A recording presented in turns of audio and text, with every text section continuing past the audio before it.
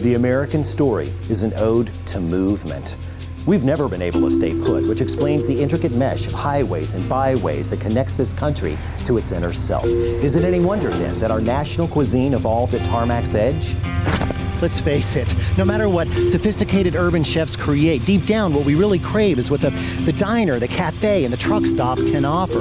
Alas, the modern interstate has rendered our palates comfortably numb with its rolling miles of paved pablum, and that is a shame, because if we don't savor the flavor of the road, then our edible heritage will soon become history. So America, it is with a full tank and an empty stomach that I say to you in the words of my forefathers, let's ride.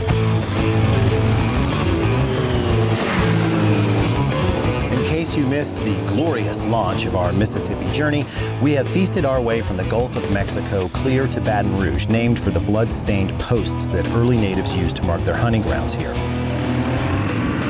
Although there are eats aplenty in this land, my mission is to seek out Lionel Key, who makes his living pounding sassafras into the mystical culinary powder the Cajuns call filet.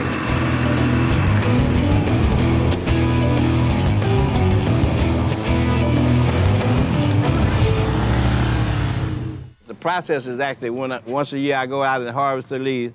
I wash the leaves, I bring them here and I dry them. Then I hand pick all the leaves off the branches that they're on. Then I cure them and then I process them. You want to see this? Yeah. Now, a lot of people, restaurants and chefs, people buy your filet because they think it's best. Right. Do you think that this can't be done in a commercial, industrial setting because of what makes this better, the way you're doing it? This is the original way it was done by hand. This is the way the Choctaw Indians used to make it. Now, are you a believer in using the filet early on to thicken, or do you just use it as a seasoning at the end? Because I know people get kind of hot on that subject. Well, about middle of the way cooking up a gumbo, I'll put some in. Well, you got that down to powder in no time. Then I'm gonna take a cup and I'm gonna actually scoop it out.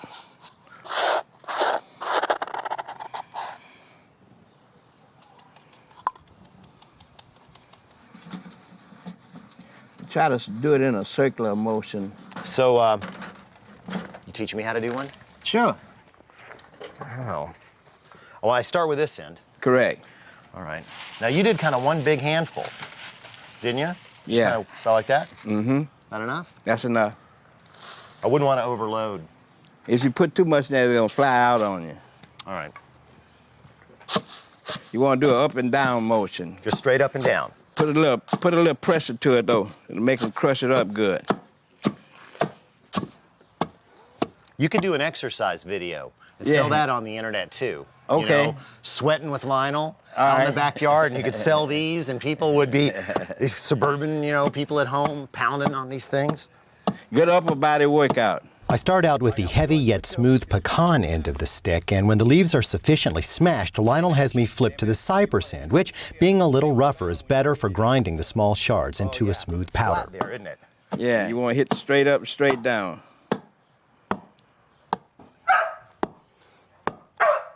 What? And you just scoop it up with the cup. Yeah, that's the correct way to do it. You don't want to scoop it the other way. You were watching. Well, I was trying to pay a little bit of attention. Yeah, you leave the rest of it in there, or you try to get it all out? You can get the majority of it out of there. You're not going to get it all out. This is the perfect. Okay, hold it a minute. In case you're not hip to filet, this powder is an indispensable flavorant and last-minute thickener in Cajun as well as Creole soups and stews, especially gumbo, which you may recall we have greedily consumed 3 times on our journey so far in New Orleans, Vacherie, and Laplace. Right. It's hard to believe that color came out of leaves that drab looking. The time of the year that you harvest them. That's it. And what time of year is that? That's a family secret. We can't tell. It's funny how people in Louisiana seem to have a great many secrets they're not willing to tell. That's okay. I'm cool with that. You just let that go through, and that's that. And that's it. There it is. Well, you don't have to tell me where you get it, but where does sassafras grow mostly? If you get it, this is wild? Texas all the way to Maine on the eastern seaboard of the United States. But it's like and up mostly into along Canada. like rivers, or is it just out in fields? I mean, what is it like? It grows all over, like around rivers. It grows around fence lines, because the female species of the tree produces a berry that's similar to what a camphor tree does. They come out green, they turn black, and birds will eat those and ferment them and sit on the fence line and drop that seed in there. A tree will come up. Right. Okay. Can you go in the house and get me a big bottle? I got some keep it out bottles out here. Because I got to have some of that.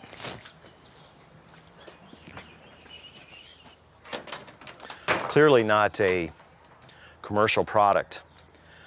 It's funny, you would think, well, what does this have to do with road food? We have to remember the Acadians were on the road. They were defined by their trip from Nova Scotia down to Louisiana, where they became the Cajuns.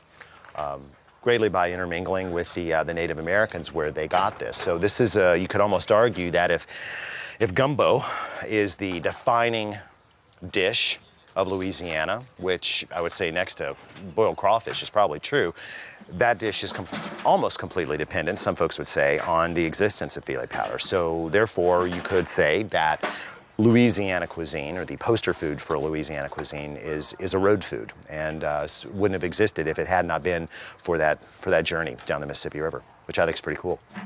It's got your special little bottle there. Yeah, got a label on it. Well, you have to have a label.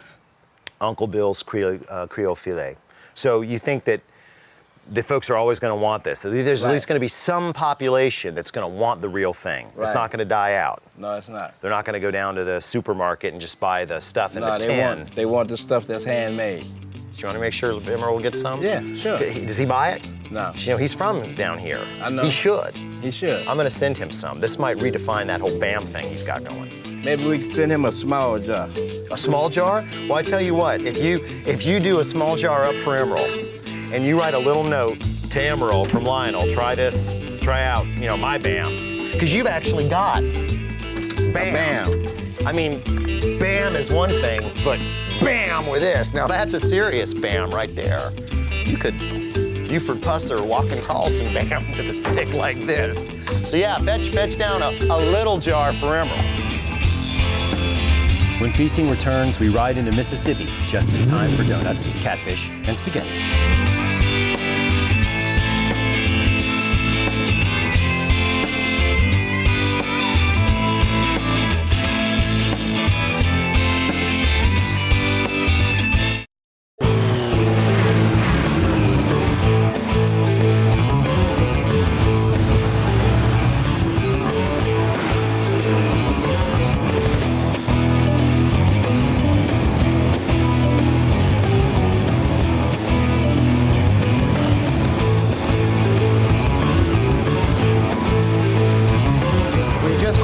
Into Natchez, Mississippi, and this is my first drive-through donut shop where all of the donuts are displayed in the front windows, like picking a lobster out of the tank, only it's donuts.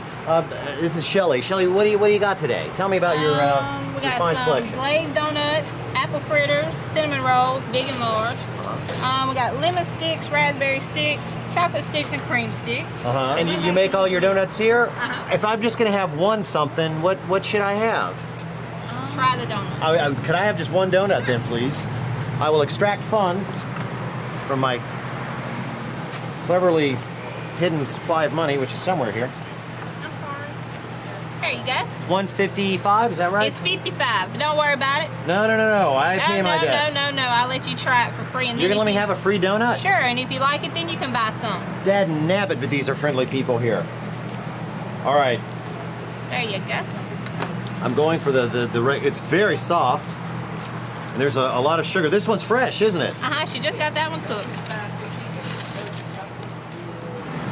Would you tell that lady back there that I would like to marry her? I can't live without her. She made the donut, or you made the donut? Actually, we just cooked them. Our dough roller made them. I'll marry her too. Well, it's really a guy. Oh. Well, tell him I said hi in that case. I tell you what, we'll come back through and get a dozen on our way out of town. Okay. Or I can give them to you now, and you can take them with you now. It's up to you. Fine. You load up a box of a dozen, and you pick. Do I have sugar on my lips? No. Is it bad? I did. Now I have got to have something to drink. Osmotic pressure inside my body is sucking all of the water available out.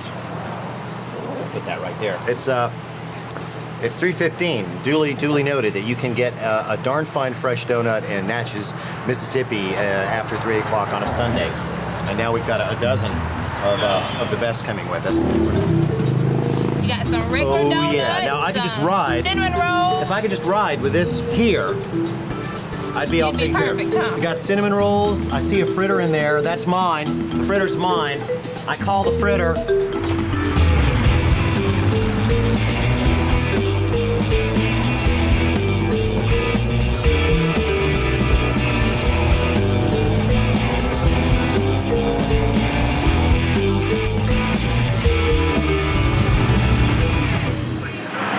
Here at Club 601, this is apparently a well-known juke joint here in Natchez, right next to the West Funeral Home, and I can only hope that there's no correlation there.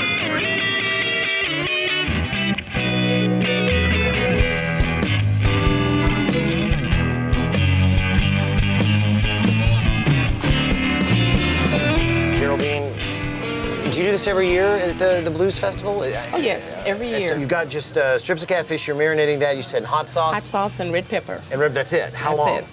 Oh, just maybe 5 or 10 minutes. Just dump it in 10 there, minutes at mix the it up. most. No more than 10 minutes. Cornmeal? Regular Cornmeal. yellow for... When it floats to the top, it's ready. What if it's stuck to the bottom? It's not going to stick. It's not going to stick. No. Not when I fry it. Not when you're frying. What is that going to be served with? Or do you have... Oh, spaghetti. And Okay, now I have not ever heard of the fried catfish spaghetti combo. You serve spaghetti and the catfish on top of the spaghetti? No. Just separate. On the plate, you do spaghetti in the middle and catfish on the side. You made the Yes. spaghetti? It's homemade. Strictly homemade. Well, it looks awfully good. Is there any secret in there that you want to share with us? Secret. But if you told me that it could still be a secret. Well, some of my secret is in there too. Oh. There's some family Oh. So here she is telling me about how it's Geraldine did this and Geraldine invented that, when actually it's your voodoo. secret. Some of my voodoo. Some A little of her mixture, my mixture together. One fantastic thing. You were just gonna take it all. She didn't mention me at all. Well, you know what? No. hold up. There was not even, you weren't even on the same My planet. recipe, she did not say a word. No. I see some herbs in there. Was that some parsley or? I can't tell, it's green. All right, don't worry. I'm not gonna, you don't have to tell me. I don't want to know. I do not want America to realize how brilliant you are by you sharing this recipe with me. Mike the sound man. All right, what's in it? Tomatoes, we're pretty sure we know. Noodle. Yes. There are noodles in it. Stunning observation. No, it's something Chocolate cake, kind of sweet. Sugar. You think sugar? Sugar. It's got sugar in it. It's sugar. It is sugar. Geraldine, Geraldine. it's got sugar in it. Is that the secret ingredient? No, darling, no. No sugar. It's not sugar. No sugar in there. Paprika? Paprika? No paprika. Do you know the secret ingredient, Vanessa? No, sure don't. Sorry. Dude, if I found $20 bill under this table and it happened to be yours, that wouldn't help you remember. I always have my back turned. Oh, yeah, I don't buy that either. You're not buying that, are you, Mike? No. Stick around, feasters. I just know that Geraldine's gonna crack.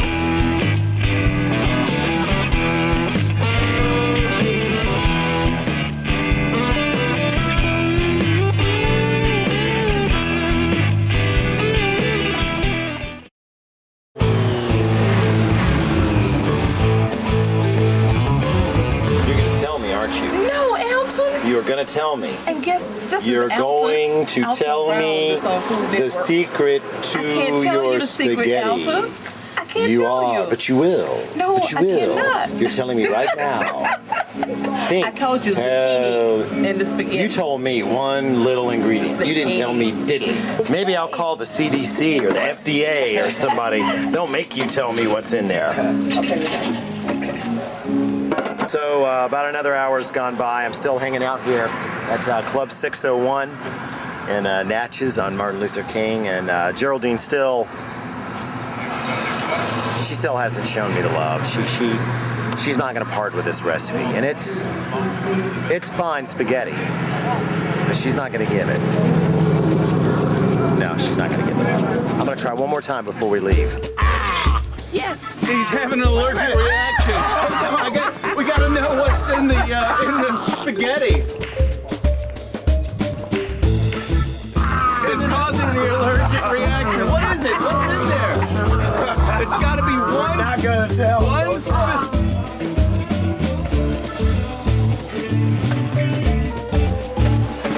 He's not giving it up. No, Alpha, no.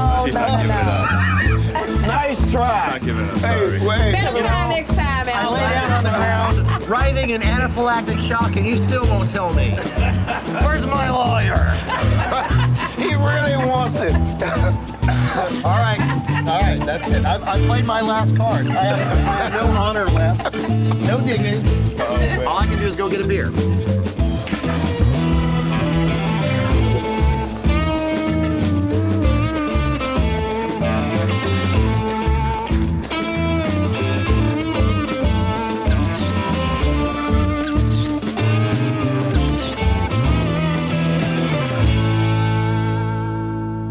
In Natchez State Park, outside of Natchez, Mississippi, where we camped last night. And all I have to say about today is that we have got to find some vegetables. Besides a couple of beans that we had the other night, there just haven't been any. It's like no vegetables in Louisiana, near as I can tell. And so far, none in Mississippi, because last night they were serving spaghetti as a vegetable, and I don't think that's quite the case. By the way, the humming that you hear, that noise, I should really introduce one more character in our little drama, and that's the brown flame. That's right. We have taken ourselves a motor home. Cooking in an RV is always an adventure, but when I discover that there's no salt on board, my breakfast plans begin to unravel. Now, salt. Any of you guys seen salt? We're dead without salt. We'll have to suck it off of nuts and spit it into the pot.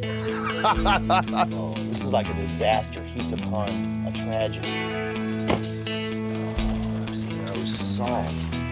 Immediately, I dispatch scouts to scour the camp in search of Cell. Go beg here, take this, and beg for any salt of any source of salt whatsoever. Beg, steal, And or if you borrow. run into the ranger, he may be able to tell you where a salt lick is. You can go out in the woods and scrape some off of that. I catch my breath and consider my options. Why, of course, old man Bailey back in Laplace threw us a lifeline when he gave us all that andouille sausage. Soon, much salty fat will be rendered. Meanwhile, I finally dice a small green bell pepper, along with a few cloves of garlic, which go in with the porcine discs. Then, Bobby miraculously returns from the field victorious. Bobby Earnhardt, back from the wilds. You're not gonna be happy. No salt? Yes, but it came from, it's neither kosher nor seed. Fine. The little girl with the umbrella. Fine. It may not be kosher salt, but it is better than no salt at all. So in it goes. I find a jalapeno chili and add that to the mix as well. As for the grits, hey, we've always got head cheese. I'm actually just gonna lay some of these pieces right on top. And that's all just gonna fall apart into the grits. You can see it already starting to melt away. I'm gonna leave that actually right on top so we'll see that happen. Last step, a bit of butter and a dozen eggs in the pan to scramble. Moments later, I emerge. Grubs up, thanks to Quick Wits and artisanal pork products. Grits with head cheese, spice picante scrambled eggs with fried andouille. Go to town. I'll get another spoon for that. And there was much rejoicing. With breakfast safely stowed in our stomachs, we could concentrate on breaking camp and hitting the road.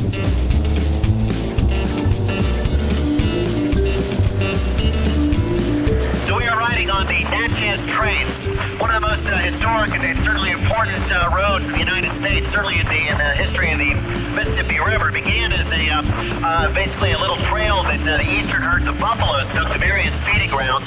Was later adapted by Native American folks and then by trappers and hunters. But its real significance came once the Mississippi became a freeway. Of course, in the beginning, before sea power, the Mississippi was a one-way freeway. So people would build barges and rafts. They would float down with their goods, sell them at Natchez or New Orleans, and they would break their boats up, sell the lumber, and then walk back up the train.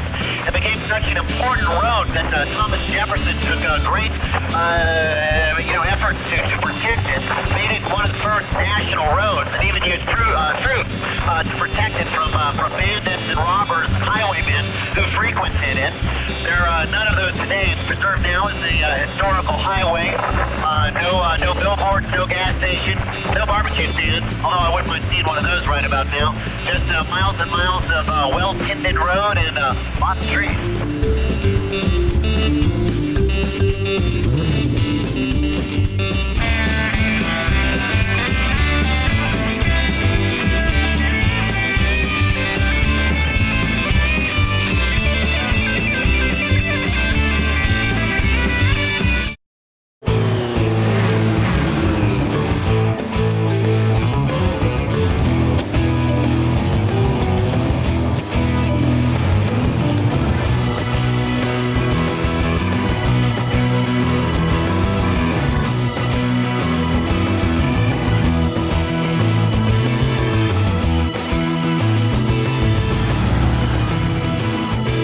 Well, it's coming up on 2 o'clock, day 5. We're hungry. We're also running away from very bad weather that's coming up the river. If we were smart, we would continue on to Vicksburg, but we have stopped here in Lorman because I simply cannot resist the Old Country Store, Crafts Mall and Restaurant. I understand that they have the best fried chicken in Mississippi here. Oh, and some vegetables, which I badly need. All right, fellas, let's eat. Once upon a time, folks dreamed from all over Claiborne and Jefferson counties to sell cotton, buy shoes, and trade gossip at the Country Store, which has been sitting on this spot for over 100 years. Today, folks come from far and wide for Arthur Davis's cooking, especially his chicken, which disappears from the $5.95 all-you-can-eat buffet at breakneck speed.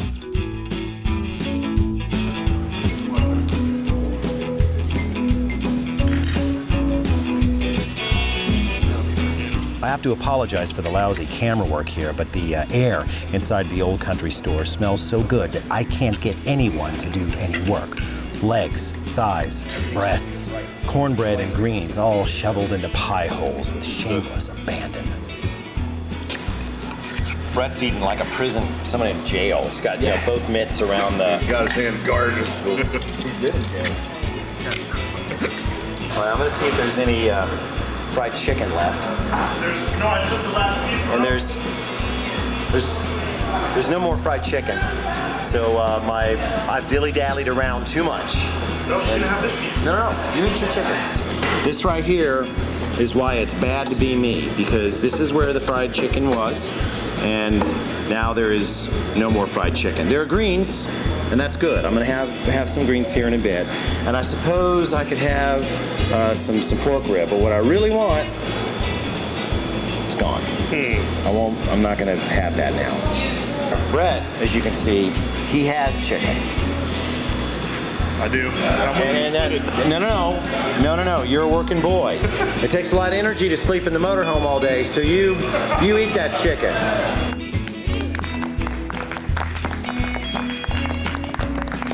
What's this? What is this, sir? You're bringing chicken? Because I didn't get to have any chicken. I know it. I didn't get to have any chicken, and now you came out at the last minute and brought me some chicken. That's yours right there. Just mine. Just for you. All me. All yours, especially. You're a good man. My days change now. I have chicken. And none of you guys are getting any of it. None of you. Nobody getting any of my chicken. My chicken.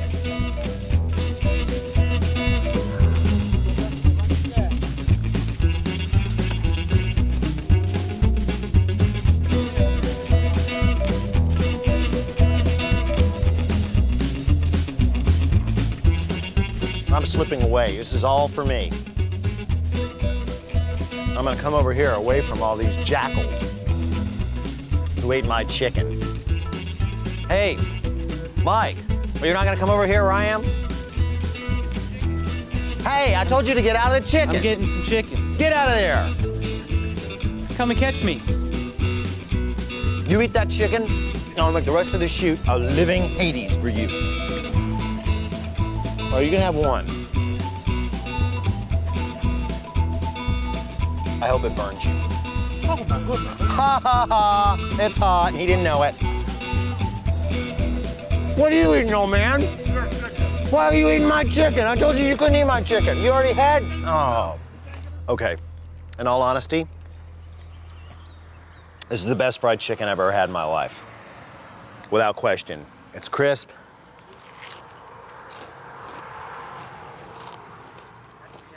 It was in no way greasy.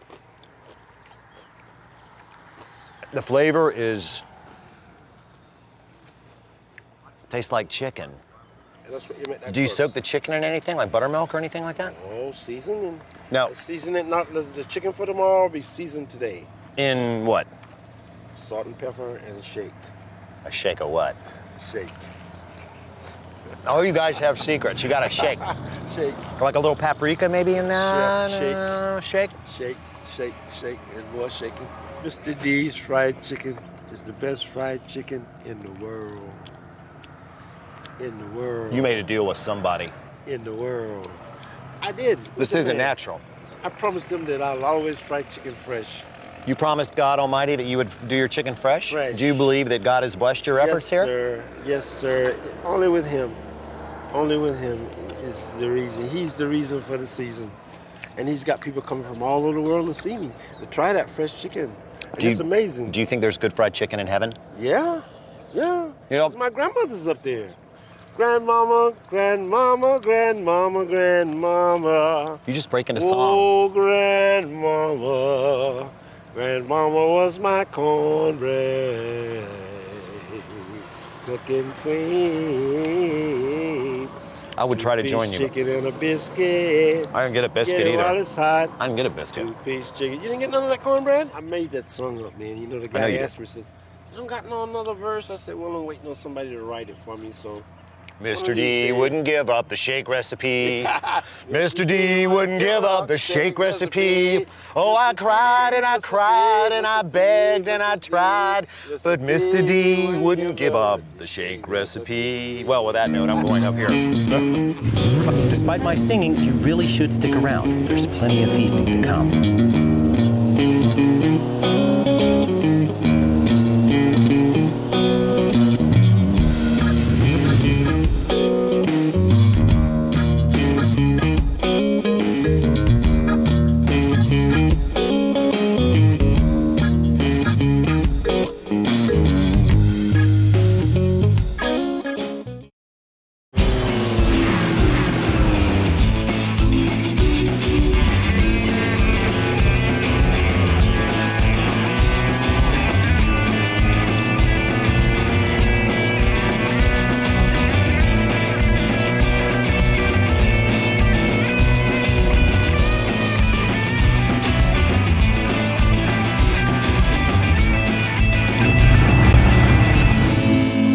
The skies have been merciful. They've cooled down nicely, but no rain. And we've gotten to Vicksburg, Mississippi, right here. Now, despite the fact that in the 1860s, Vicksburg wasn't a very large town, didn't have any major wartime industry, but still, Abraham Lincoln said that winning this little town was the key to winning the war between the states. Why? Well, because, of course, it's the home of Beaton Harns Candy Company. All right, that's probably not what Lincoln had in mind.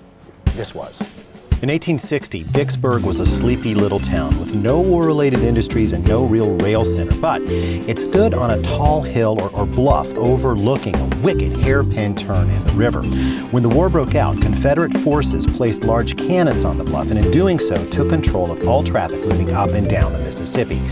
President Lincoln knew that without the key of Vicksburg in his pocket, the war could not be won, so he sent in his pit bull, General U.S. Grant, who only managed to take the city after several several failed attacks and a long, bloody siege that went on through the spring and summer of 1863. Okay, now that we got all that history out of the way, let's get back to candy. Back in 1862, Herman Biedenharn and his wife Louisa came to this town and set up Biedenharn's Candy Company. He was a confectioner in the German tradition. And 1866, they had a son named Joe. And as Joe grew up, he learned everything there was to know about the confectionery trade. He was kind of a Deep South Willy Wonka. And he would end up changing the world.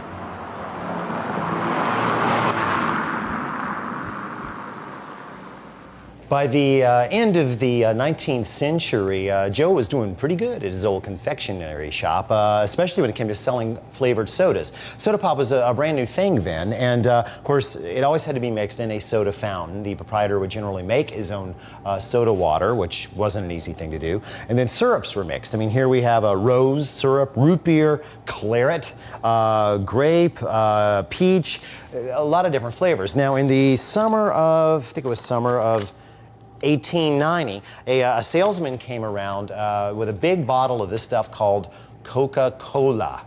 And Joe gave it a try and really sold well here in town. But he became frustrated because it was a small community. Only so many people could get into his shop. He wanted to reach out to the country people, and that is where the stroke of genius came in. Here's old man Biedenharn himself, right there. Or an actor that's playing him, I think, in his special rig. What did it do? Well, it put Coca-Cola into these, and nobody had ever done that before. Let's look at how he did it. Now, Biedenharn had gotten the idea for this because he was already making his own soda water. And he used a contraption like this. He actually had to make carbon dioxide first. And so this contraption took little chips of marble, believe it or not, the rock, and mixed it in the proper amount with water and hydrochloric acid. If done properly, by spinning this gizmo around, you could actually create carbon dioxide. Very dangerous, especially if you didn't pay attention to this little guy. But that's how it was done. Then that was piped in to this tank, and then water was pumped in at a very exact temperature so that the water would absorb the carbon dioxide, therefore becoming soda water. Of course, getting the syrup into this, well, that's kind of the tricky part, and it had to be done a bottle at a time over here. Of course, this was pressurized and all done by eye, so the operator had to have protection against broken glass. They also wore wooden shoes in here in case broken glass got all over the place. They wouldn't, damage their shoes. So a bottle would go in. You can actually see one down there in the little cage. One valve was opened, which would bring on the syrup, and then that was measured by eye, turned off, and another valve opened to bring in the soda water under pressure, of course. When the operator saw the bottle was full, they would turn it off and enact another device which would place a small rubber stopper into the bottle. Very dangerous, and again, bottled one bottle at a time. If you happen by Vicksburg, I strongly recommend you drop by the Biedenharn Candy Store and Museum because they have got, besides a mean soda, the finest collection of Coca-Cola memorabilia this side of Atlanta, Georgia, of course.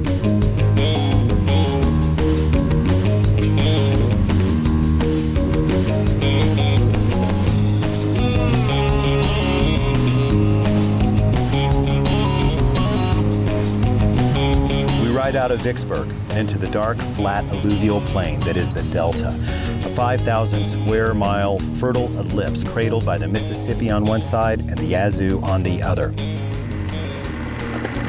Many writers have attempted to describe this strange place, but I think David L. Cohn put it best in his 1948 memoir, Where I Was Born and Raised. He said, "The Delta is a strange, detached fragment thrown off by the whirling comet that is America." Agriculturally speaking, cotton is king here, but culturally, the Delta's most cherished crop is the blues, arguably the only true American music form, the undisputed father of rock and roll. Not sure who the mother is. Gospel, I guess. Anyway, all the greats were from here. B.B. King, Muddy Waters, and of course, Robert Johnson. More on him in the next show. Lucky for us, the Delta is also culinarily fertile.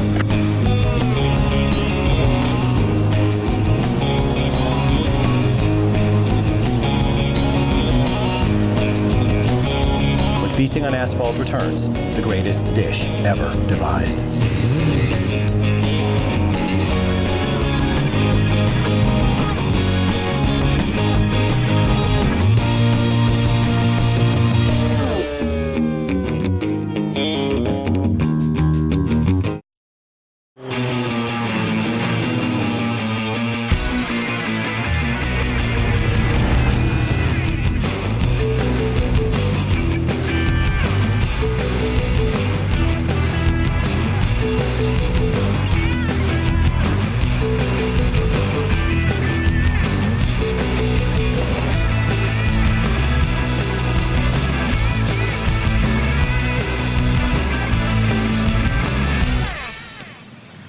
Unfortunately, in the South, a lot of main streets are dead. And although there are still some businesses on this one in Greenville, unfortunately, I think the bypass has had its way here.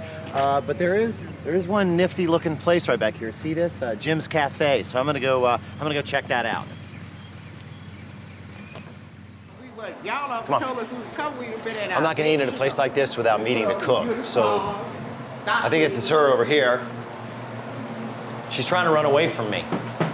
Who? You're the cook. Yeah. Come over here. I'm Alton. What's your name? Clara. Claire. Mm-hmm. Clara. Clara. I'm sorry, Clara. How long have you been cooking here, Clara? 8 years. Yeah. Have you been a cook all your life? Yep. All my life. I've been working. All my life. I started out when I was about 17 years old washing dishes.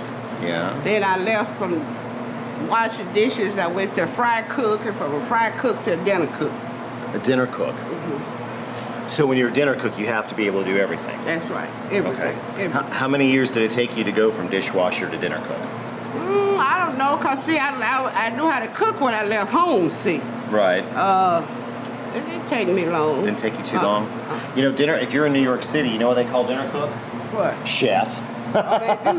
Instead of calling it, but most of the chefs I know are really just dinner cooks. I know. And not terribly good ones. I worked with one. He wasn't no chef, but he acted like he was. Oh yeah? What was the tell? No, he coming in. We were doing all the cooking, and he came in and he got some celery. He broke it into it. He put it in some water. And he did this and did. I said, man, but he didn't know what he was doing. Did he have a tall white hat? Yeah, he had one. But this other lady ran them off. Other lady ran them off? That's some stock there that I cooked some rib tips in. Some rib tips? And then I put them in the oven. You got rib tips down there now? So you simmered them first? You simmer your tips first and then you put them in the oven? Put them in the oven. Then in the oven, I got some barbecue sauce on. So those tips, how long do you simmer them before they go in the oven? I let mine simmer for about 45 minutes. Right, just to get them starting to soften up a little bit. What's in the stock? What kind of stock is it? I put black pepper, and then we put beef base. Beef base? What else did I put? I put a little hot cayenne pepper on mine, too. Anything that comes to my mind to put on, that's what I cook. Yeah. I don't follow the recipe. You don't follow a recipe? No. Damn. No, I just put anything in my food that, that I taste, that I like. And if I like it, you gonna like it. If you like it, I'm gonna like it. Right. See, if I don't like it, then I know you're not gonna like it. Now, I saw you had some sauce on top of those ribs, too. That's barbecue sauce. Right. How would those be on the pancakes? We wouldn't put no... Put the ribs on top of the pancakes. How do you think that would be? That's what you want. Now, you know fried chicken and waffles goes together. Yeah. Well, why not barbecue tips and pancakes? Okay, we'll fix you some. You think we should try it? Yeah. You want to eat like that? If I want to eat like that. You want to eat like that? Come on, Michelle, and fix up some pancakes. Okay. Now, this is the way I do mine. Look, don't want to let it fall. They'll be ready. They're cooking. What kind of meat you want? Beef tips on yours? I'm going to have beef tips on mine for sure. And what y'all going to have on yours? Because that's going to be your new special, I guarantee you. Okay. This time next year, you're going to have people driving in here from New York City wanting beef tips on pancakes. Okay. They cooking, they'll be all right. They'll be all right. Y'all go back out in front there. So you plan on working and cooking the rest of your life? Who, me? Yeah. Let me see, I'm 68 now. 68? I probably retire next year. Next year, you think might be it? That'll be it. That's tacky there. This one here real tacky. We don't do that like that all the time. I'm having beef tips. He's having beef tips. He's having just plain pancakes. He's having plain pancakes. And I gotta go find out what these other guys want. I'll be right back. This one I got two more guys out here. How long have you been here? All right. Okay, Mr. Galton, there you go. That's what I'm talking about. In a year. I mean, Yankees coming far and wide. You ready?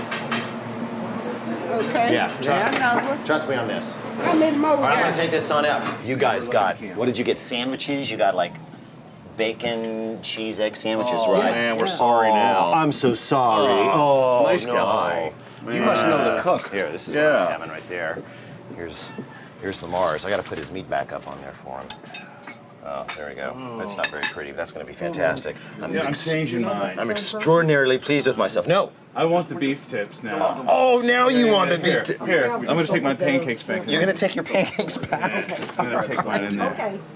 All right. I'm gonna take mine back. Wow, those greens are great. Are you gonna? Oh. This is very good. Certainly, sir. All right, now. Ooh. With the pancake, you know, it's not a freaking glass of. Isn't it a nice combination? Outstanding. Well, this is actually spectacular. If they had a little sauce in one of these, this little extra barbecue sauce would go a long way. I want to point out that this is critical. You see how when she buttered the griddle, we got this this dark browning. Your Maillard reactions at play there, and that creates a flavor that marries very well with the meat because the meat was also browned. So we've got some sound science going on here in Greenville, Mississippi. This is a meal that will remain with us for hours. Next time on Feasting, the Asphalt leads us to the mecca of Southern cooking, Memphis, Tennessee, where we find the high priestess of soul food, a darn tasty shake, and a porcupine posing as a new trip. After that, things get a little weird. Tasty, but weird.